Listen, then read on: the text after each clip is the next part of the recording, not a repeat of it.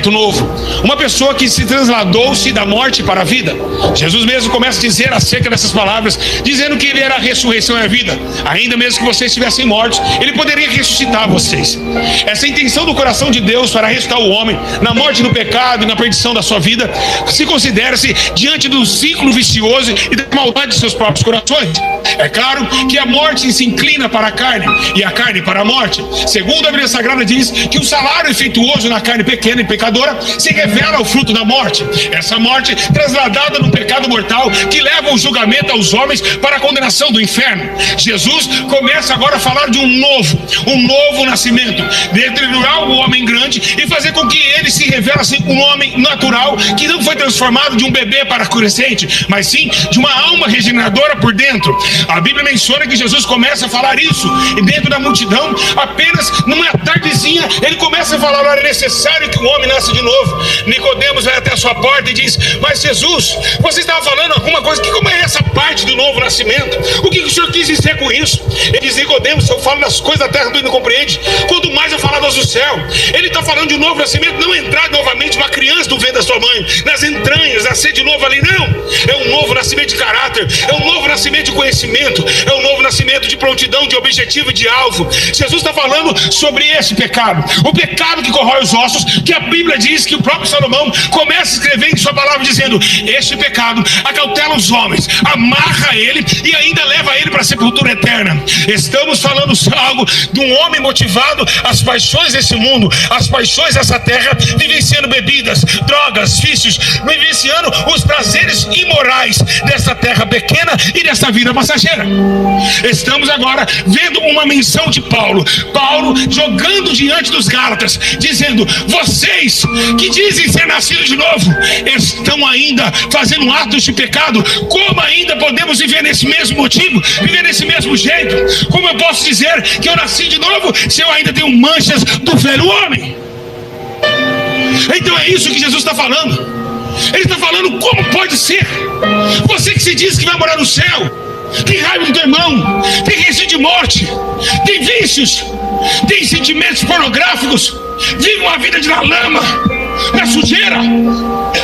Deus está falando conosco acerca desse novo nascimento, que não é um nascimento qualquer, não é pegar um diploma batismal na Bíblia e não coisa: eu tenho aqui o diploma que eu batizei. Isso, ele está falando de uma renúncia. Jesus está falando de uma renúncia. Jesus está falando de um coração novo, de um espírito reto. Jesus está falando de algo novo, algo que se deixou para trás, algo que se foi. Jesus está dizendo algo que se perdeu na sua vida, que não tem mais parte com a tua vida. Acabou-se. Aquela mulher morreu, os seus prazeres morreram, não pode existir mais esse corpo mortal. Esses prazeres acabou com a tua vida até um certo tempo. Agora acabou, aquela menina não anda mais com aquela outra, aquele irmão não fala mais com aquele ímpio. Existe agora argumentação nova, caminho novo. Não é agora o tempo da igreja voltar a se misturar com a sujeira deste mundo. Apóstolo Paulo está preocupado.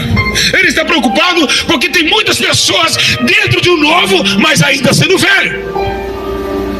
E é isso que o Espírito Santo está falando acerca do novo, de um pecado mortal que nós, conhecendo a graça, voltamos a comer daquele vômito, daquele cachorro que vomitou o seu vômito. Paulo disse que aqueles que voltam atrás é quase impossível voltar.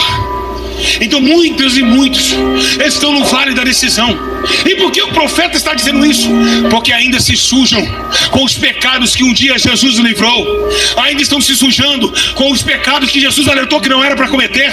Um novo nascimento é um novo caráter, é um novo momento, é uma nova santidade, é um novo ver, é um novo sonhar, é um novo posicionar. E isso que Paulo está escrevendo aqui é muito sério, porque ele está falando de uma morte.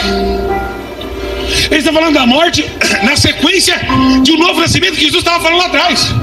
Ele falou: como nós estamos mortos para o pecado, como nós estamos vivos para Ele? Se nós estamos mortos para Ele e vivos para com Cristo. Então, aqui começa a dizer também em Romanos capítulo 6, 11, dizendo: assim também vós considerai-vos como mortos para o pecado, mas vivos para Deus em Cristo Jesus o nosso Senhor. Também em Colossenses, lá no capítulo 3, lá no verso 3 diz: pois morrerá é a vossa vida, a sua vida está oculta, e morreu e está oculta em Deus. Então, a tua vida hoje, olhe para cá, meus irmãos, o Espírito Santo está muito forte em meu coração, dizendo: cadê o teu novo nascimento? Como se alguém, se um dia que se limpou, está voltando a se sujar. Uma igreja sem ruga, uma igreja sem mancha, foi a que Jesus um dia está esperando a casamento. A Bíblia diz que ele se aprontou e espera essa igreja imaculada.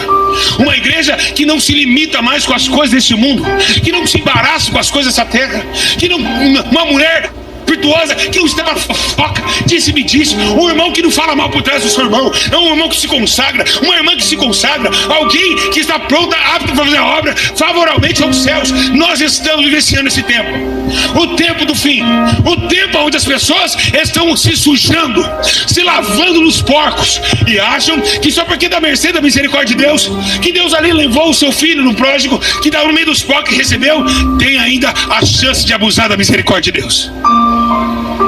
Muitos estão aproveitando a chance da misericórdia, porque o filho pródigo um dia voltou, então se sujar um pouquinho ali, eu vou voltar também. Não é isso. É claro, meus irmãos, é evidente que Deus é misericordioso, mas aqui é uma advertência para a igreja. Muitos cristãos estão sujos, muitos estão querendo, achando que vai para o céu, mas não vão. Por quê? Porque estão sujos com as coisas dessa terra, estão vivenciando como se fosse o melhor lugar para se viver nesse lugar, mas não é. A Bíblia diz que Jesus preparou uma morada, e essa morada não é aqui. E essa sujeira do pecado mortal no seu corpo está sujando a tua alma e acabando com o teu sentimento espiritual. É por isso que você